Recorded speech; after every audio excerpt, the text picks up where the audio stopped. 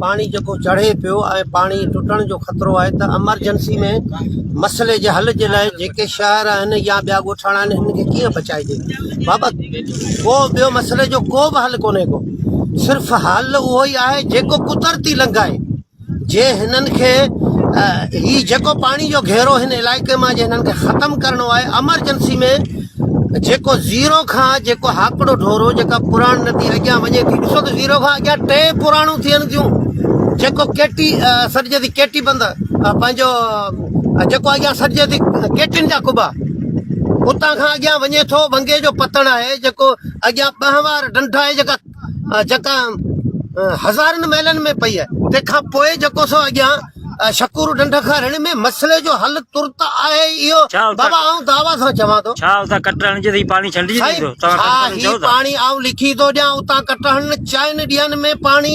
ही सिम तर वठी वञे ही नवकोट जुडो डिगड़ी टंडो जान मोहम्मद ये सब पानी का आजा न थी वञनि बाबा तव्हां वणे सां मूंखे सज़ा ॾिनी वञे बाक़ी ही त हथ सां जेको सो माण्हुनि खे पानी जी कंहिंखे जेको सो रछाणी कंहिंखे बंदि करे कंहिंखे जेको सो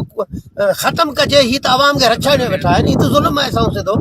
उतां कटण ॾिसो पानी वञे थो या कोन थो वञे छा ही बसि आहे इहो सॼो ढंग आहे बसि इहो सभु माल कमाइण जो हाणे त मशीनूं हलनि पियूं ट्रैक्टर हलनि पिया हाल अची विया आहिनि कटा मिलनि पिया साईं के चवां कारियूं थैलियूं अचनि पियूं शाम खां पोइ 2 खीसा भरे सभु को वञे आराम ई सुम्ही रहंदो ही आवाम मरे बचे ॿुॾी वञे रोज़गार ख़तमु थी वञे बसि हिननि खे छा आहे हरणनि वारा बुख मां त पोइ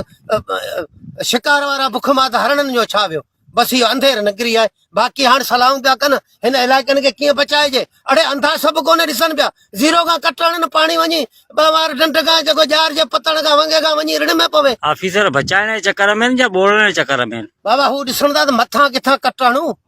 सम्झी वे लंघ न ॿिए हंधा कटणूं किथां राज ॿुॾनि माण्हू ॿुॾनि ऐं असांजो बि जेको कुझु रोज़गार ठही वञे सम्झे बाबा चाढ़ पियो थिए त तव्हां जिथां मसइले जो हल आहे उतां हलो ऐं दावा सां चवां त ज़ीरो खां खोले रवानो करियो पाणी सभु किरी वेंदो हितर वठी वेंदो सिम पुराण हाकड़ो ढोरो सभु पाणी 4 ॾींहंनि में ख़तमु थी वेंदो ऐं दावा सां चवां थो न बाक़ी इहे सभु रुगो ॻाल्हियूं आहिनि ढंग आहिनि खाइण जा ढंग आहिनि ॿियो छा चवंदा